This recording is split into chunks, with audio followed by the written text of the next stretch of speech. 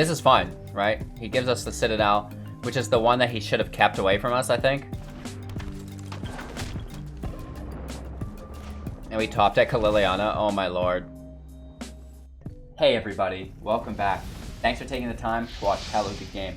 Today we are playing Brawl, focused around Bolas' Citadel. This is a legendary artifact. You may look at the top card of your library anytime, and you may play land cards and cast spells from the top of your library. If you cast a spell this way, we're going to be paying a life equal to its converted mana cost rather than paying for it with mana. We can also sacrifice 10 non-land permanents to deal 10 damage to our opponent. So the hang up with Bolas Citadel normally is top decking lands, so you can only play one land per turn. So we've incorporated the ability to play multiple lands within this deck. So that's a lot of fun. As always, if you find any value within this video, go ahead, give me a thumbs up and share this channel out to a friend. The Brawl deck here is a Salt Dye colored deck. We have Yarok the Desecrated as our commander. This is a 3/5 with Death Touch and Lifelink.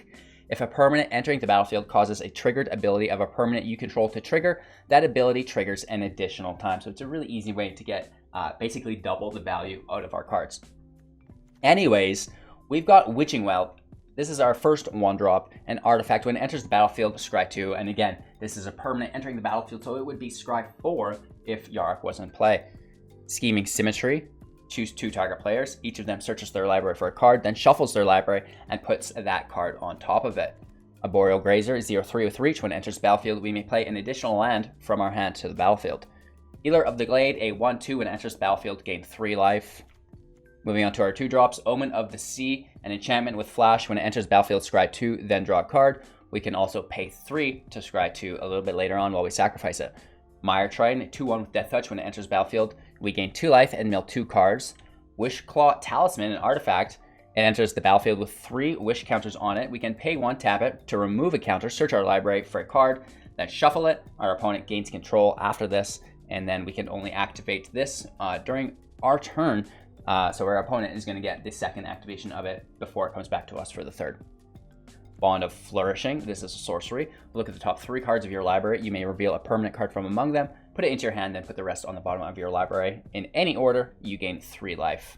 Scavenging Ooze, 2/2. We can pay 1, exile target card from a graveyard. If it was a creature, put a +1/+1 on Scavenging Ooze, and then we're going to gain 1 life as well. Growth Spiral, instant speed, draw a card. You may put a land from your hand to the battlefield. Arcane Signet, artifact. Every Brawl deck has this. It enters the battlefield. We can tap it immediately. Add 1 mana of any color from your commander's color identity. So it's basically just like a free turn 2 ramp. Maze Mine Tomb, another 2-cost artifact. We can tap it to scry 1. We can also pay 2 to tap it to draw a card. Each of these putting a counter on it, and then when it has 4 counters on it, we're going to sacrifice it to gain 4 life. On to our 3-drops. We're starting out with Woe Strider. This is a 3/2. When it enters the battlefield, you create a 0/1 goat, and then we can sacrifice another creature at instant speed to scry 1, which is really nice, getting those lands off the top potentially. And then we can replay it through its escape, exiling 4 other cards from the graveyard and paying 5. It escapes with 2 additional 1/1 counters on it, so it's going to be a 5/4, so pretty tough when Woe Strider comes back. Grim Tutor, this is another search card, sorcery. Search your library for a card, put that card into your hand, then shuffle your library. You lose 3 life. Azusa, Lost But Seeking, a 1/2, and you may play 2 additional lands on each of your turns. Wow. Cultivate for 3, search your library for 2 basic land cards, reveal those cards, put 1 into the battlefield tapped and the other in your hand, then shuffle. Dryad of the Ilysian Grove, a 2/4, and we may play additional lands on each of our turns. Lands you control are every basic land type in addition to their other types. Gift of Paradise, an enchantment. When it enters the battlefield, gain 3 life. An enchanted land has tap to add 2 mana of any 1 color. Natural End, instant speed, destroy target artifact or enchantment, you gain 3 life. Omen of the Hunt, flash. When it enters the battlefield, you may search your library for a basic land card, put it into the battlefield, then shuffle your library. Also being able to sacrifice it to scry 2. Sylvan Bush Strider, a 3/2 when it enters the battlefield, gain 2 life. Truffle Snout, 2/2 when it enters the battlefield, gain 4 life, or put a +1/+1 counter on it. Here we're essentially gaining life always. Uro, Titan of Nature's Wrath, a 6/6. It is sacrificed unless it's been escaped. When it does enter the battlefield or attacks, we gain 3 life, draw a card, and may play an additional land from our hand to the battlefield. The escape cost is 4, plus exiling 5 other cards from our grave. Onto our 4-drops, we have Dead Presence. This is a 3/3, and whenever a swamp enters the battlefield, we get to choose one. We get to draw a card, lose 1 life, or deal 2 damage to any target. and gain 2 life. Migratory Greathorn 3/4, mutate for 3. Whenever it mutates, search your library for a basic land card, put it into the battlefield tapped, then shuffle your library. Onto 5 drops now, getting a little bit more exciting. Grey Merchant of Asphodel. This is a 2/4. When it enters the battlefield, each opponent loses X life and we gain X life, where X is your devotion to black. Nissa, who shakes the world. This is a legendary planeswalker coming in with 5 loyalty. Static ability of whenever you tap a forest for mana, add an additional green mana source. +1, put 3 +1/+1 counters on up to 1 target non-land creature, or sorry, up to 1 non-land we control. Untap it, it becomes a 0/0 elemental creature with vigilance and haste that's still a land. -8. You get an emblem with lands you control have indestructible. Search your library for any number of forest cards, put them into the battlefield tapped, and then shuffle your library. Doesn't end there though. We also have the Gitrog Monster. This is a 6/6 with Death Touch. At the beginning of your upkeep, you may sacrifice Gitrog Monster unless you sacrifice a land. You may play an additional land on each of your turns, and whenever 1 or more land cards are put into your graveyard from anywhere, draw a card. On to our 6 drops now. So this is a very mid-range intensive deck. Sublime Epiphany, instant speed, choose 1 or more, counter target spell, counter target activated or triggered ability, return target non-land permanent to its owner's hand, create a token that's a copy of target creature you control, target player draws a card. So that is like Casualties of War, but reversed. Almost. Liliana, Dreadhorde General, another legendary planeswalker coming in with 6 loyalty this time. Static ability, whenever a creature you control dies, draw a card. +1, create a 2/2 black zombie creature token. -4, each player sacrifices 2 creatures. And -9, each opponent chooses a permanent they control from each permanent type, and then sacrifices the rest. So they get to keep an enchantment, they get to keep an artifact, they get to keep a creature, they get to keep a land, etc., etc. Casualties of War, sorcery, choose 1 or more, destroy target artifact, creature, enchantment, land, or planeswalker. Of course, Bolas Citadel, we already touched on this. You may look at the top card of your library at any time. You may play land cards and cast spells from the top of your library. You pay life equal to their converted mana cost, and then we can tap it, sacrifice 10 non-land permanents, each opponent losing 10 life. Kyora, Beasts of the Sea Gods. This is an enchantment saga, so it triggers when it enters the battlefield, and then each on your following upkeeps. When it enters, create a 8/8 blue Kraken token with hexproof. Woof. And then on your next upkeep, tap all non-land permanents and opponent controls. They don't untap during its next untap step. And then on its final trigger, gain control of target permanent and opponent controls, untap it. So a very powerful card there. We also have Emergent Ultimatum. Now this is how we're going to pull some of these big cards here. Search your library for up to 3 monocolored cards with different names and exile them. An opponent chooses 1 of those cards, shuffles that card into your library, then you cast the other cards without paying their mana cost, and then we're going to exile the Ultimatum. So that's really ridiculous. The Great Henge, the spell costs X less to cast, where X is the greatest power among creatures we control. We get to tap it to add 2 green mana sources and gain 2 life. And whenever a non-token creature enters the battlefield under our control, put a +1/+1 counter on it, and we're going to draw a card as well. My big old head's in the way there. That's the deck. We're not playing best of 3, which is impossible in Brawl, best of 1. So these spells are accompanied by 3 islands, 6 swamps, 7 forests. We have a Temple of Deceit, Watery Grave, Overgrown Tomb, Temple of Malady, Breeding Pool, Temple of Mystery, Zagoth Triome, and of course our Command Tower. So a nice assortment of lands there. It's a pretty nice deck list. The only complaint I have about it is not with the deck itself, it's within the Brawl format, where there's no ranked and people aren't attached to playing their games to finish. There's a lot of conceding, right, when things don't go appropriately for them. So that's my only complaint. That's the deck list. Let's break down the deck strategies and synergies. So we talked about Bolas Citadel, playing cards from the top of our library, running into 2 lands, kind of shutting us down. While we do have, like we've seen, Gitrog Monster, you may play an additional land on each of your turns. Sure, that's awesome. Azusa, you may play 2 additional lands on each of your turns. Dryad, you may play an additional land on each of your turns. So you're kind of getting the theme of this deck, right? We also have Growth Spiral. You may play an additional land. We have Uro, again, allowing us to play an additional land. Omen of the Hunt plays 2 lands. Cultivate plays 2 lands. So the first aspect is just to flood the field with land to get Bolas' Citadel out, right?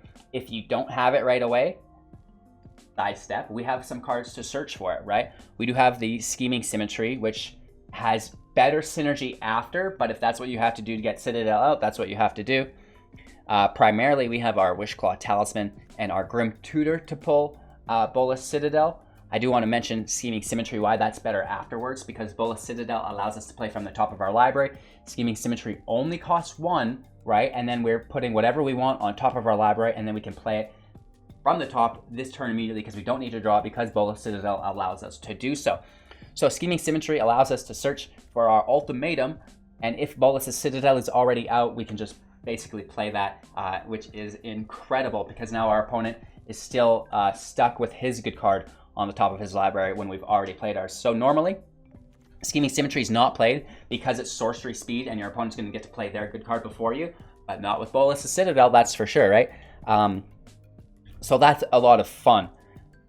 The thing about Bolas' Citadel, though, is not only do we need to play multiple lands each turn so we can eat through more of the top of our deck, right, thereby preserving our virtual card advantage, but the life gain. We're going to be paying life for these non-land permanents that enter the battlefield.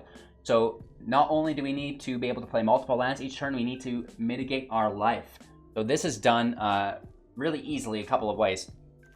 First, I want to mention that Yarok the Desecrated is our commander, and we can play him turn 5 all the time, which is deadly. And then he's doubling our enter the battlefield effects and our death effects, and we've got a lot of them.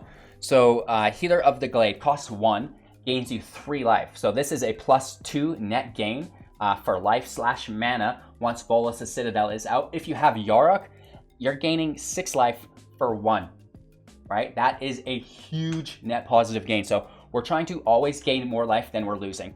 And this is really easily done through Yarok the Desecrated. So Healer of the Glade is gaining life.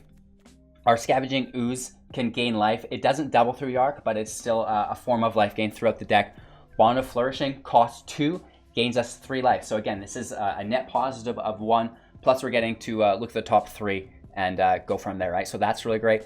Mire Train, again, it costs 2 and we gain 2, so that's net even, free play. If we have Yarok, we're gaining 2, so that's really cool there as well. Life gain, life gain, life gain. Uro, gaining 3 life with Yarok, gaining 6 life, drawing 2 cards, playing 2 lands. Woo! That's incredibly busted, right? And then, of course, the Great Henge as well doubles through Yarok as well, so we're going to be getting plenty of life there, putting lots of counters on things and drawing lots of cards. So there's a few different ways to gain life within the deck. We also have Gift of Paradise comes to mind. It costs 3, we gain 3 life, so it is a 0. If we have Yarok, we're gaining 3 because it's a permanent that is going to double. So that's really, really nice. I believe that's all we have for life gain, other than Dread Presence, which isn't super consistent unless we do have our Dryad of the Ilysian Grove out, which makes all of our lands swamp, so then we'll be gaining 2 life each turn, or if we have Yarok, 4 life each turn. So you'll see how the deck is basically formed around life gain and playing multiple lands. Even the Grey Merchant gains us life, which is really, really nice. So that's literally all this deck does, is it plays multiple lands, it gains a ton of life, right? You should be able to survive aggro matchups, and you should be able to outvalue the rest of the matchups. So I think it's pretty cool. Wishclaw Talisman, again, Scheming Symmetry, and our Grim Tutor all basically just search for our Bolas Citadel to get us rolling. And then we gain a ton of life and just go from there through playing multiple lands each turn and gaining more life than we're losing. So I think it's a pretty cool deck premise. It could use some tweaking as we continue, but as far as a version 1 deck, this is it. And I want to begin bringing more Brawl content to you guys at a regular basis. So let me know if you're interested in more Brawl content and what kind of Brawl content you're looking for at that, right? So thanks for watching. Thanks for your time and attention. Everybody's supporting the channel on YouTube, Twitch, and Patreon. You guys are incredible, making the expedited content production absolutely possible. I think at this point we're pushing out more videos than HBO, right? All right, guys, thanks for watching. I really appreciate it. Don't forget to watch this video to the end so you don't miss out on our final thoughts. And now let's get into some Brawl content. 3 mulligans in Brawl is always amazing. I mean, obviously this isn't an amazing hand, but it does get us there. If we can kind of establish board presence and then get this talisman out once we have enough land, of course. It's not something we want to bust out too early.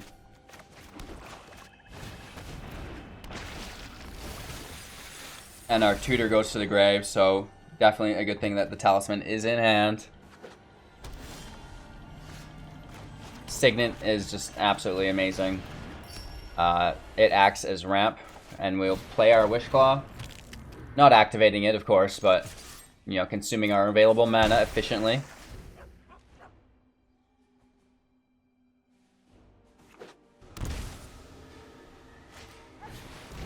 Thief of Sanity, that's a little bit aggressive, my friend. We're sitting on 4, dropping to 5.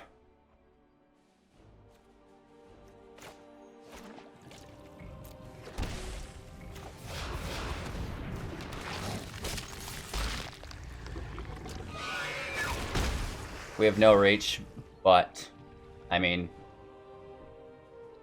he definitely needs to remove it, right? Yarok's not something that can stay on the field.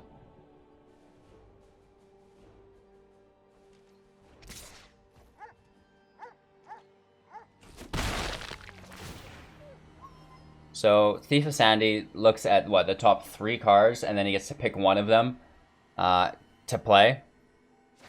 Yeah, the other 2 go to the grave, yeah. And we don't get to see what he took either, so that's the real advantage of that. And this card's playable as long as Thief's in play. So, look out, world. Hopefully he's playing it right away. I say Growth Spiral. Nice. Into a D-Spark on our Yarok. Okay, double nice. Yeah, we're gonna definitely put that back in our command zone for later. This ultimatum is pretty sick. So, what's that? 4-7. We have 4, 5, dropping to 6.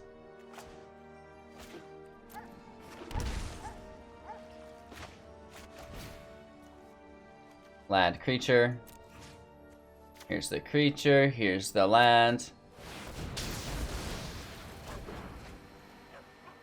And here's our attack. We're definitely really relying on top decking a few more land.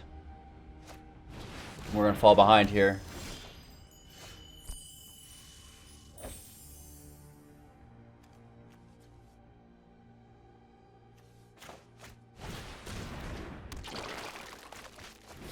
It's going wide here.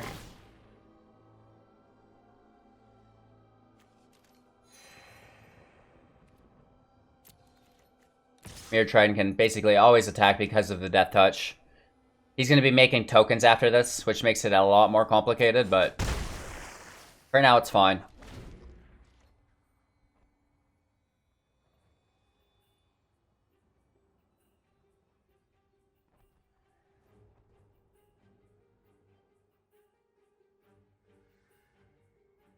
He has huge advantage on us, just due to his hand. Yeah, if we can top deck a land, this is going to be a lot better.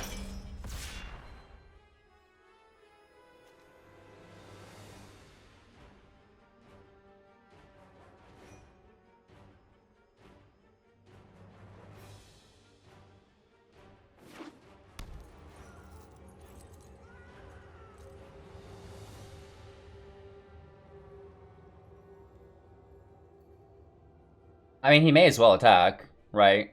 He doesn't ever really want to have the Provocateur die. So, it's got evasion in the air. I would gain life. Yeah. Cool, cool. Cool, cool.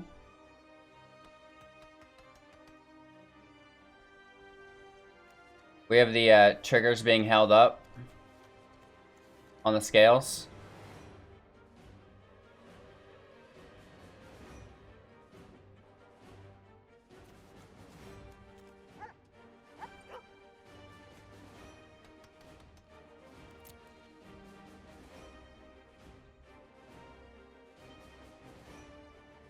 Interesting. Just taking his time, right? Do I have to tell him your go on every one of his steps? Nice. Alright, welcome to the rope. He's got advantage. I'm not sure why Maybe he's just picking some music, something like this, right? No, he's just done with it. Good game. Well, okay. We go first, that's nice. Grazer, also an opening hand, which is really nice. So we have all 3 land sources out already. Just kind of building into this ultimatum.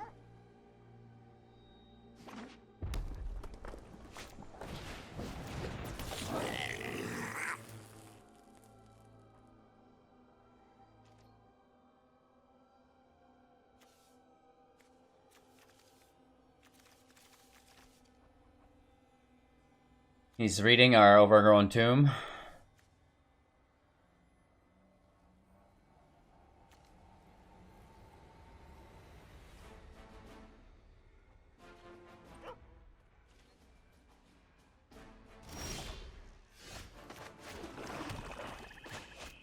We're ramping further with Uro.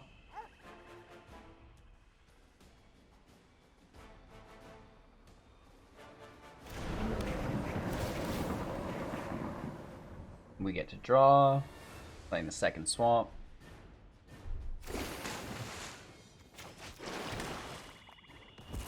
The Greathorn's gonna pull another forest for us.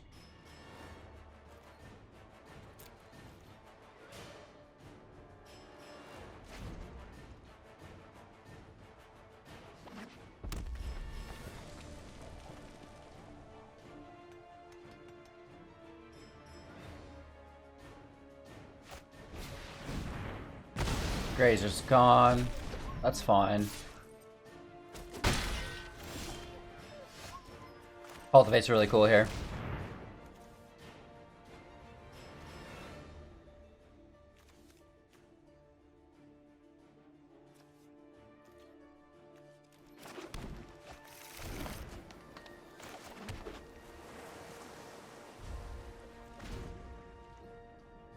We have 2 islands, 2 forests, 2 swamps. Just looking for another forest.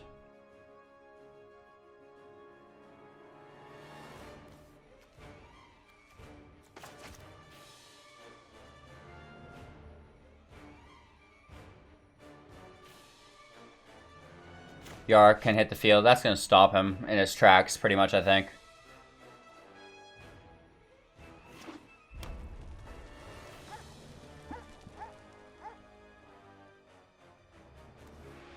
We've played 2 lands, basically, each turn.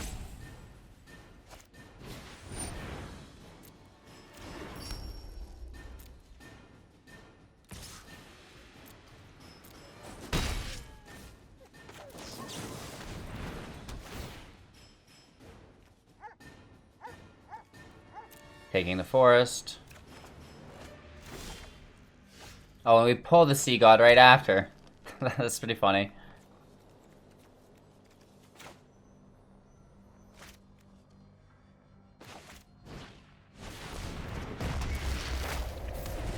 We'll just take a turn off. Put that 8/8 with Hexproof out. This is still a game somehow. 1 card just beats his entire deck.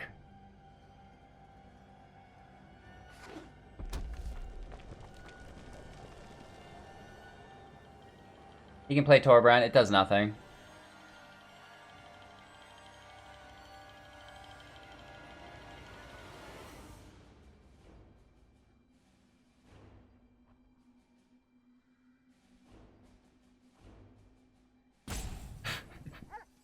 Right? How does a mono red deck get through an 8/8 with hexproof? You're gonna need an Annex and a Cleave, if anything.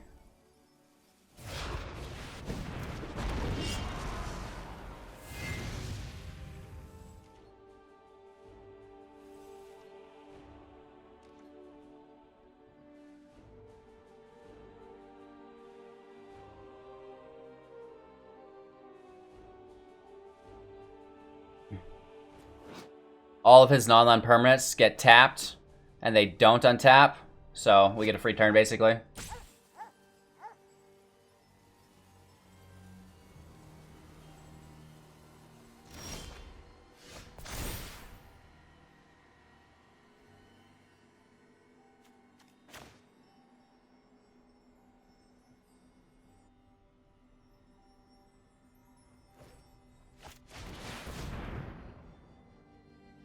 Here's our ultimatum. We already have our Sea Gods in play. That's one of the cards we like to cheat out.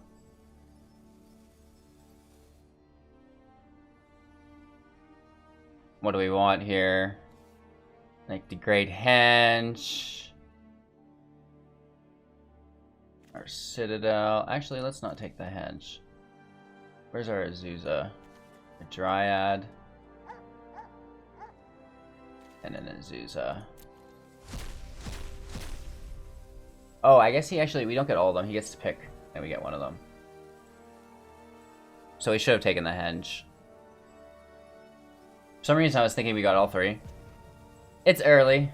Let me finish my coffee and wake up. I mean, it's already a game, but...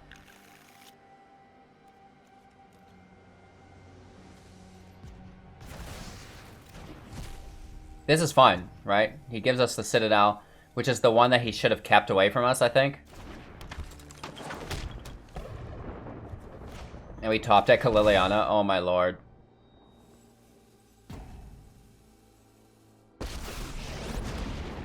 Warrior Queen Necromancer. Double landing. Nice ring. Triple landing, so we have not played one yet. Signet can stay.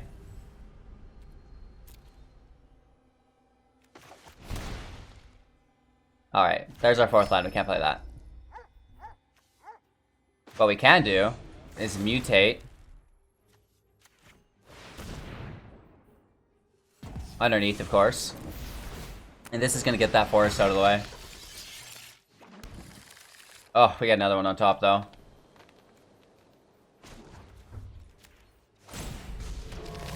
Smelly, but effective. Let's play defensively.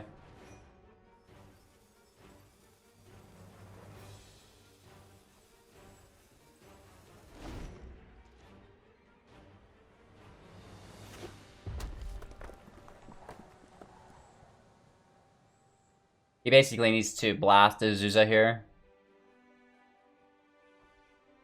His best chance is to have us landlock, right? So he can't just play a bunch off the top. We've got our Woe Strider also in hand, which is going to let us scry those lands away.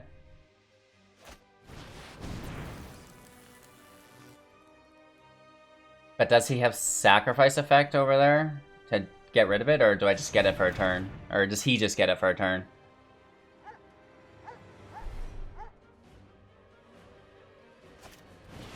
Franco, that's fine.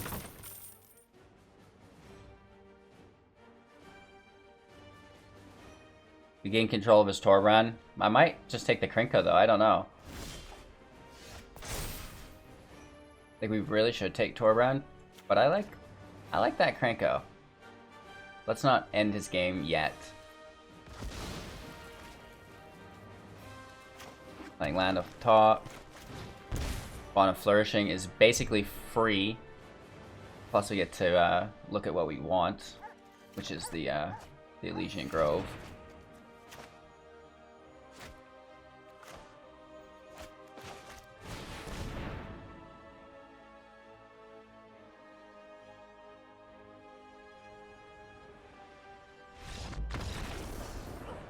Alright, we're just basically free casting our deck onto him. Just more value than he can get.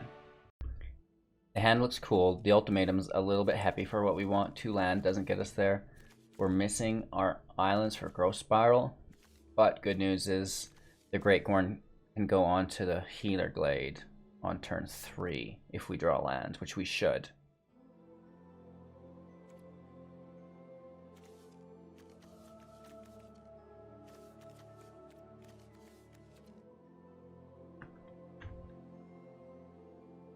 Let's mulligan. This is exponentially better. We have our Bond of Flourishing.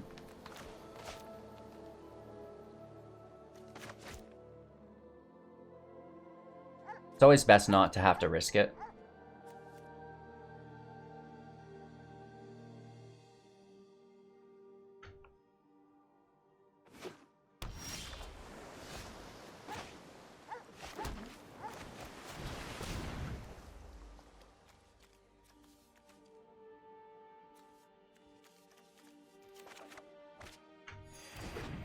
get our monster out.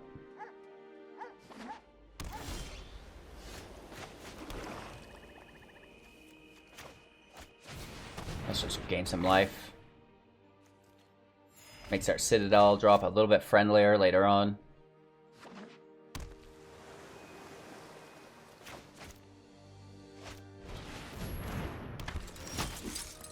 So he's got a cycling deck.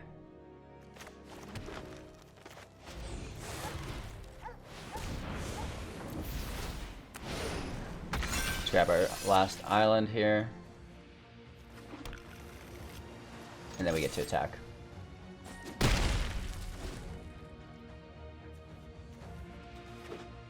We're dropping 6.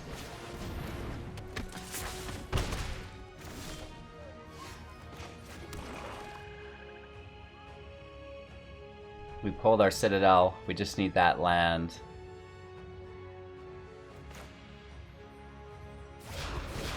Let's play Yarok.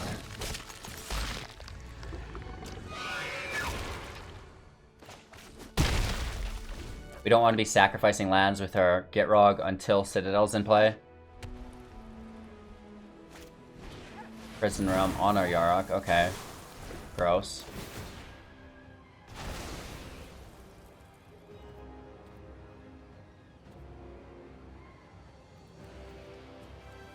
Yeah, let's just take it back. Then we don't have to deal with it later.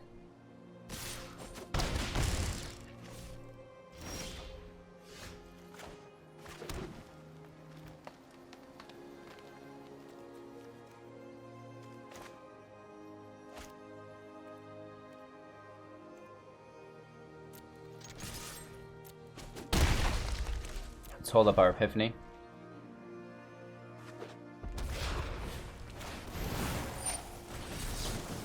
So we're drawing, making a creature, bouncing a permanent, activate our triggered ability as well, right? Yes. And then we're countering the spell, so we get a full house here. As far as bouncing a permanent,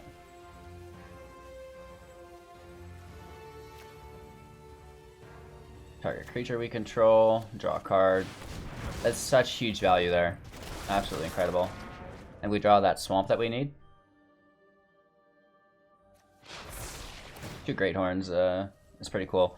It re-triggers the gaining of life, which is nice. And, you know, people in Brawl give up so easy that we can't even get our deck really to get going. But that would have been a good match. Could be good, could be bad. Missing our island, but we don't have a lot to play it. We can grab it with our Greathorn. Grazer ramp is always very, very nice.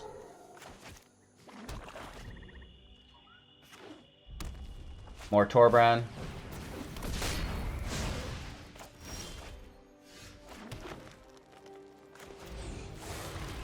Pull our island here.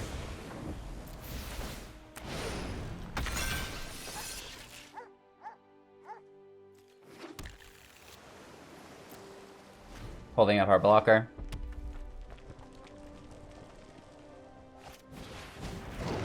The Magma Mutt.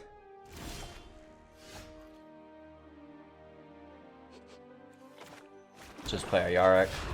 Really nice against mono red. And then he can defend, we can take the attack and start chipping away at his health.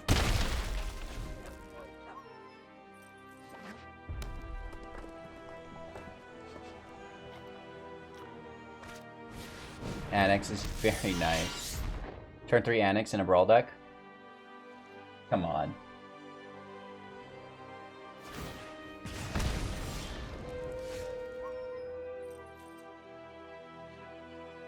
One, two, three, four, 5. This is 6.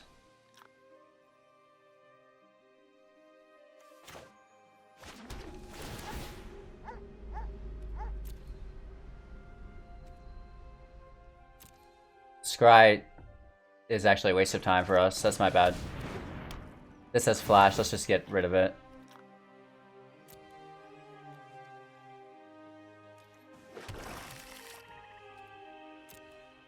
It doubles down because of Yarok, which is really nice. No attacks, we're defending.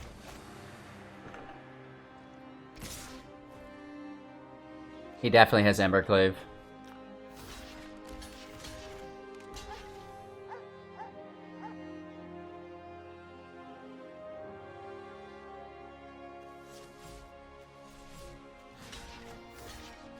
Let's make sure we get the kill and keep our Yarok alive.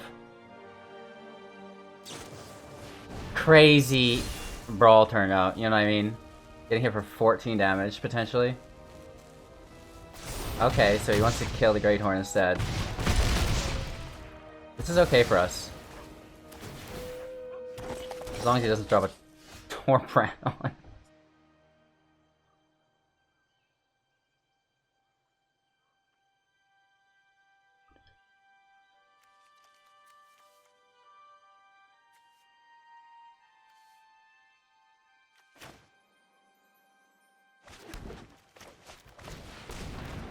Getting 8 life here is pretty nice.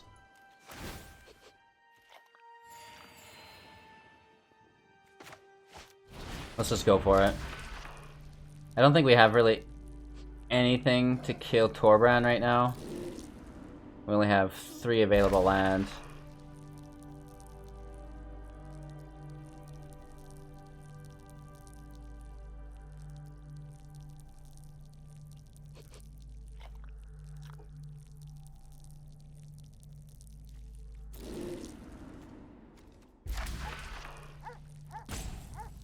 Take our ultimatum.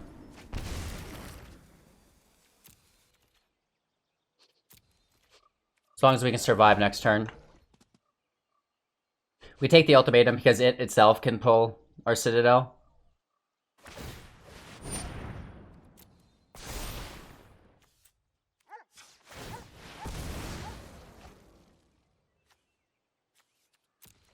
Healer of the Glade's really nice.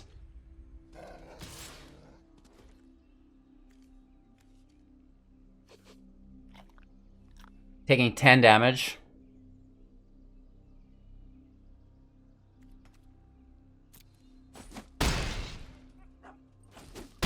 Ouch.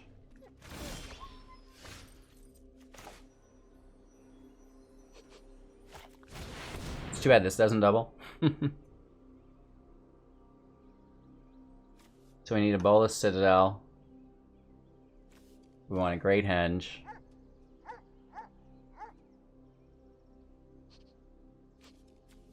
And a Liliana. Or the Kyora. Yeah, okay.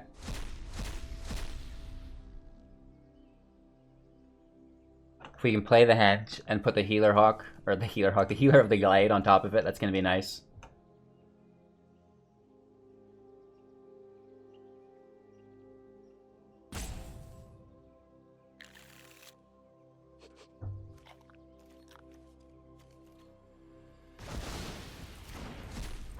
I'm down to clown. We get to draw. We gain just a ton of life here.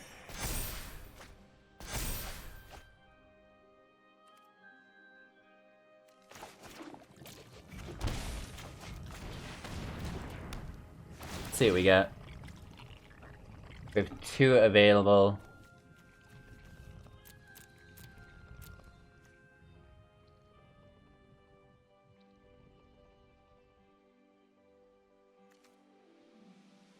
Gift of Paradise is nice. It's gonna gain us a bunch of life next turn. The Gitrog's pretty cool as well.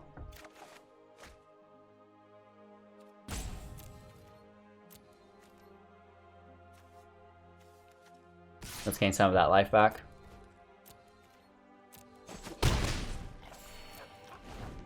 Still at 21. Okay, so here comes Torbrand. This is not good.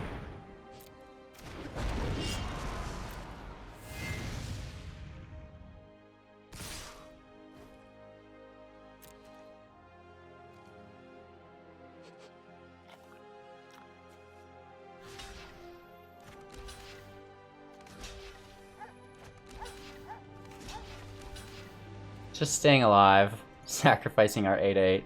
Still taking... Oh, and we double blocked. Oops. These were supposed to be separated.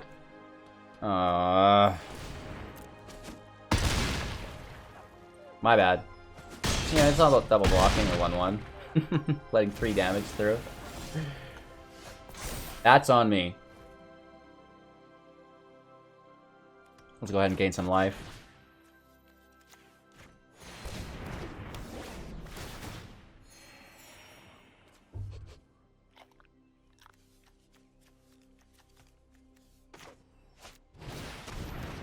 At a certain point, we just have to go for it.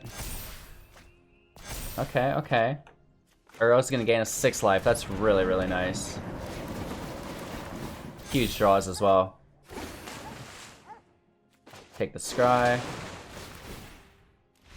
Oh, nice. So we came back there from like an perfectly executed match against Mono Red. We go first. Okay, cool, cool. We have all of our lands, an Uro, plus a Dryad.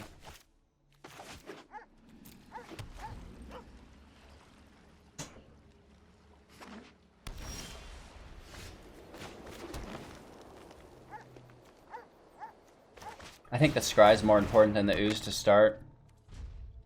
Just to make sure we have those consistent turns.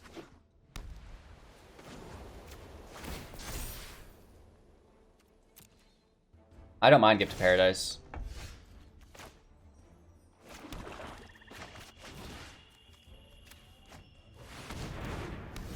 Grab some life.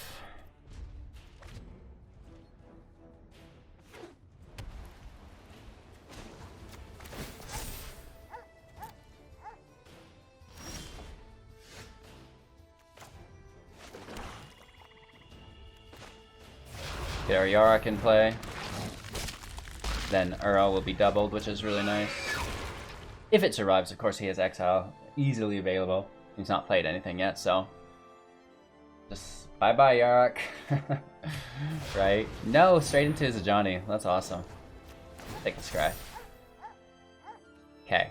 Ultimatum's perfect. We'll get there. Everyone belongs in a place that they can call home. True friends always stand by your side. 6 life, double draw, double land, which we can't take advantage of. Well, maybe we can. No.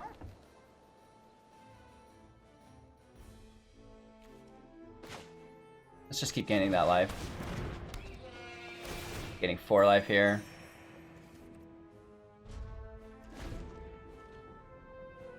We have 38 for when we drop our Bolas Citadel.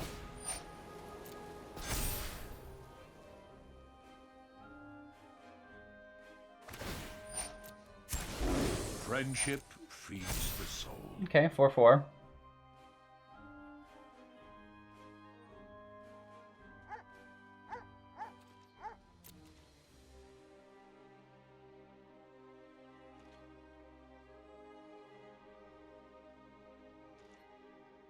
Let's take our Scry, gaining 4 life.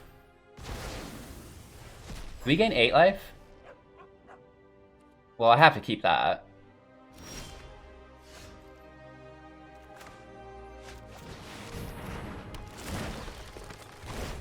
We have to draw from the Ooze now.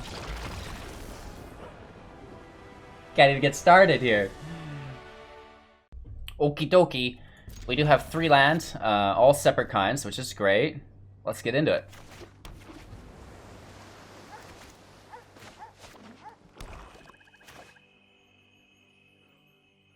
Playing our Ooze to deal with any cats, any yeah.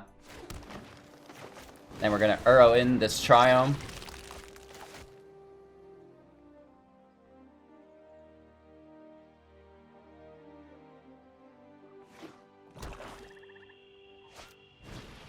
He does have the oven too, nice. And a cat. Here you go, bro. Going right for it. He's got to do it while we're tapped out always.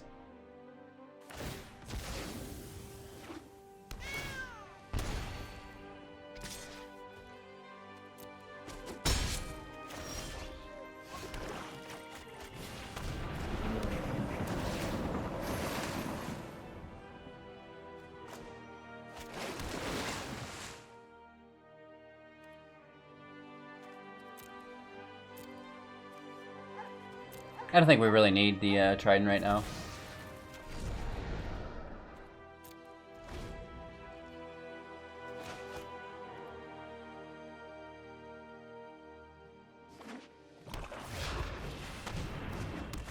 Arya's in play, so we're having a lot of chip damage.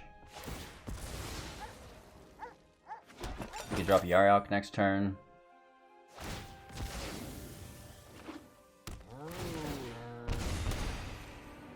And then the life gain should kind of nullify his damage.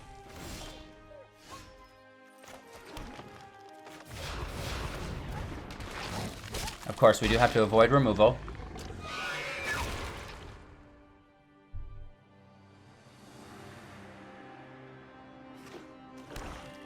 Don't you dare target him. Okay, Kai's goes for him, that's fine. Cat life, that's also okay.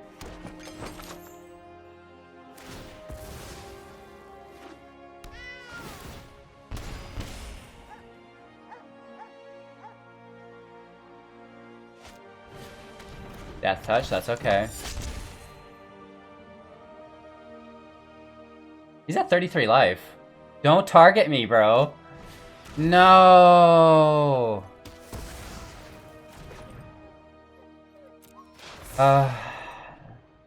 This might be a hard game to come back from.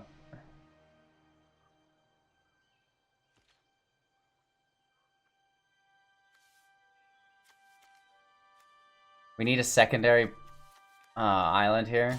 We're gonna make that work.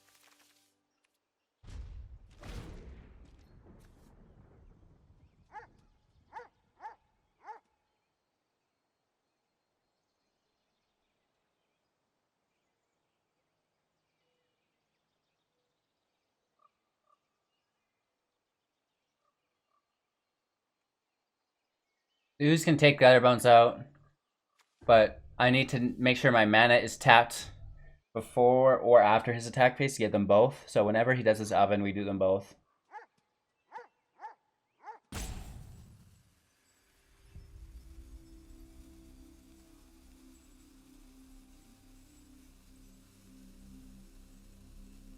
I was gonna say, is our opponent gone to install Rune Terror? What's going on?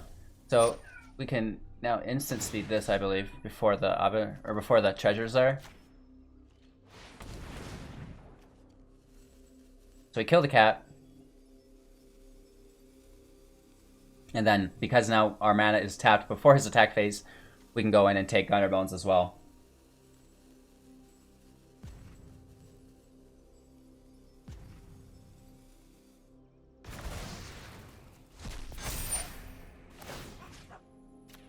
Taking Gutterbones as well.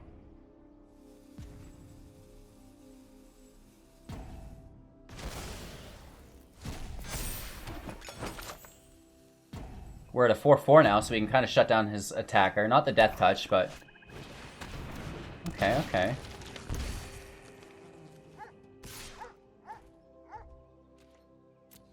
Down to 17. He's out of a hand.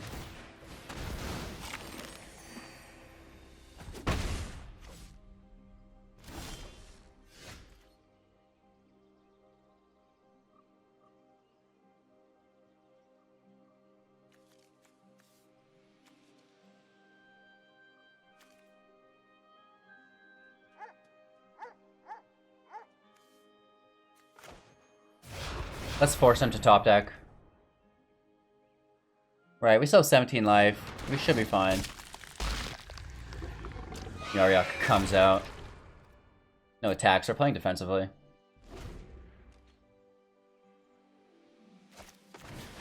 Knight of the Ebon Legion, I don't think would have been worth countering.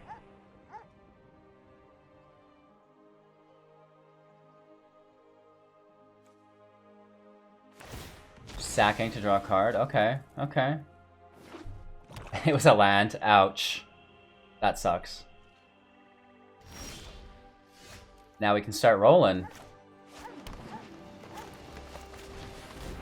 Let's take the double scry 2, double draw a card.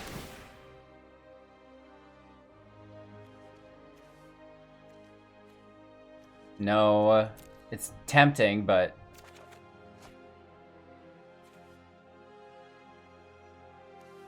looking for just our Citadel.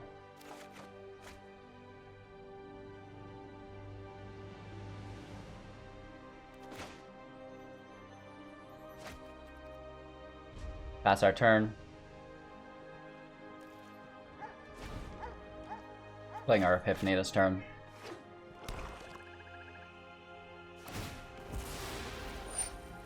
Interesting. Sacking creatures to draw land. I'm not 100% sure how I feel about that.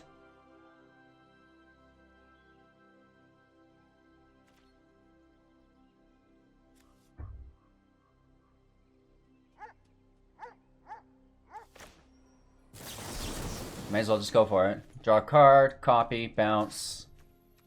We are bouncing, copying, drawing. He can sack it, but it comes back that way. If it goes to his hand, he loses his ghost form.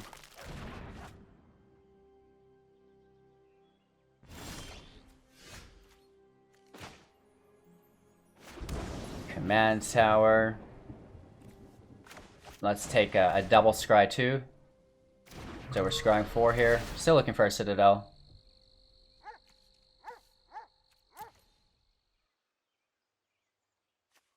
Azusa's really nice, but again, just looking for that Citadel.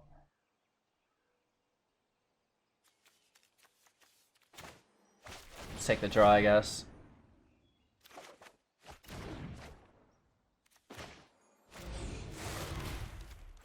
Greathorn's pretty cool.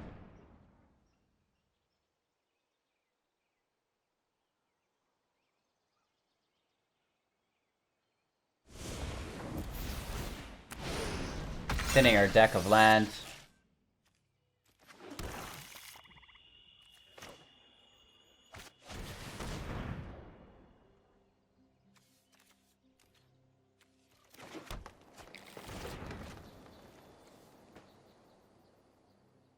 No attacks, so let's just chill out.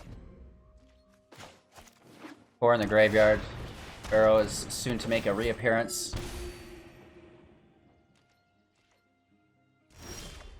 There it is.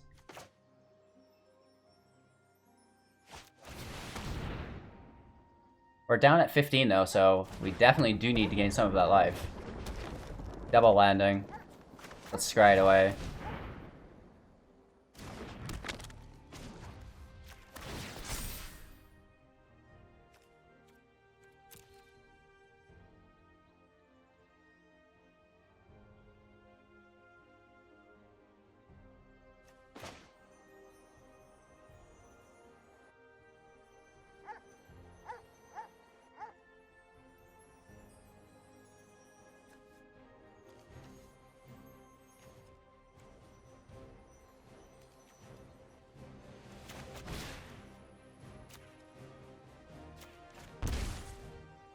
What do we look for?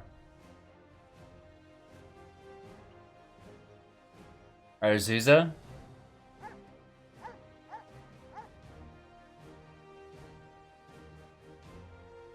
Or do we go with our ultimatum? It's gotta be our ultimatum.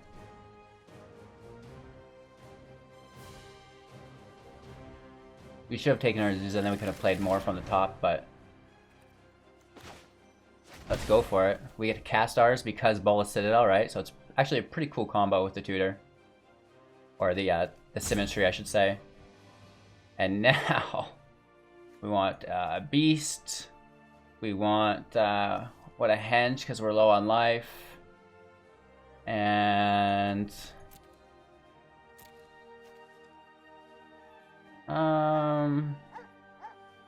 wouldn't mind some life gain.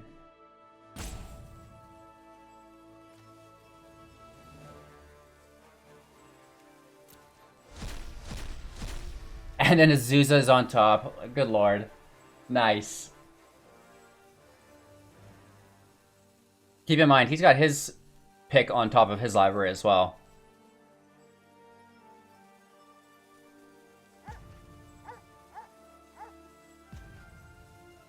I would appreciate being able to finish one of these matches. Like, we're getting there, we're ready to win, but our opponents are just like, I'm out. Peace, bro.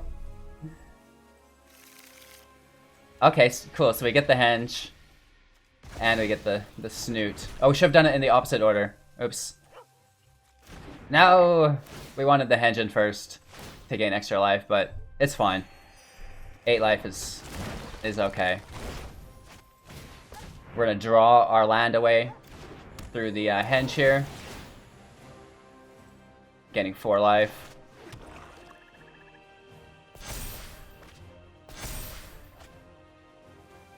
Alright. So, we're at 15. We can basically just free cast here. Thinning our library of land.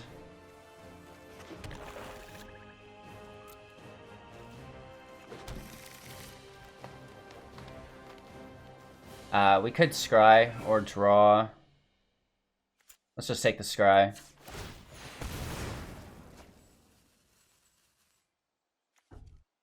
Want a Flourishing can say that's a free cast.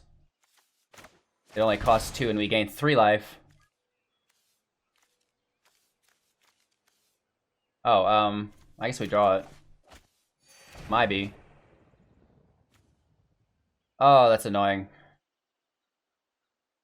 Silly land. I guess let's just take these creatures out. Gain a little bit more life.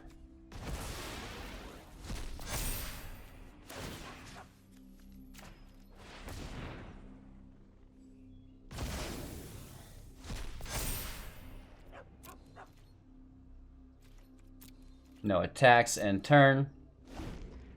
I think we should be fine. He gets to draw his favorite card though. And it was a Bolas Citadel as well. And he has 39 life, so interesting. The plot thickens. He is mono black, so he doesn't really have the option to cast multiple lands, though, like we do. 4/2 flying, pretty cool. Grazer does have reach. Graveyard to hand. We did exile most of them, though. Interesting. I think Yarok is going to save us. And then he sacks it, just for the draw. Without even attacking.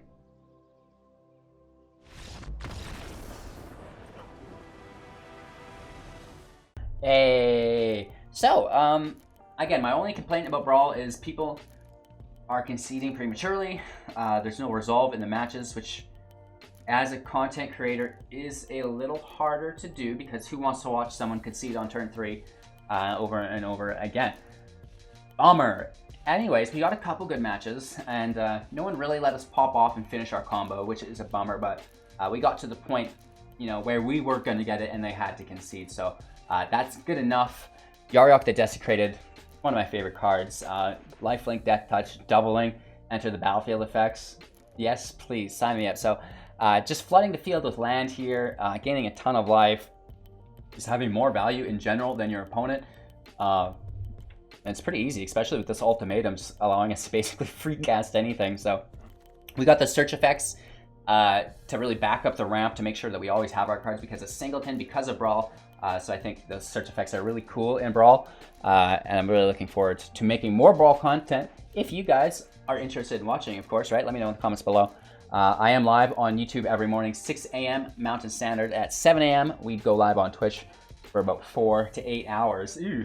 And then we're in Discord all day. So links for everything in the description below, you guys. Thanks so much for watching. Don't forget to like, comment, subscribe, share to a friend. Hit that bell icon so you're notified of all of our future uploads. I don't really have any deck upgrades for this. We're going to continue playing with it and probably make this one of our Brawl archetypes. I think we're probably going to form maybe about 10 or 20 Brawl decks and then continue to update them as we go. So that's gonna be really fun. We're gonna have some highly tuned content for you guys. As far as like our plans, rotations coming up in September. We're working on rotation-proof decks, both upgraded versions that have some rares and mythics in it, but more importantly, some free-to-play versions, 0 rares, 0 mythics. So really great free-to-play beginner content for you guys. Welcome to Magic the Gathering Arena. I hope you enjoy it. I've been your host. Hello, good game. It's been my pleasure. Thank you so much. Thanks for your time and attention. Take care. Have a great day. Peace. Nice.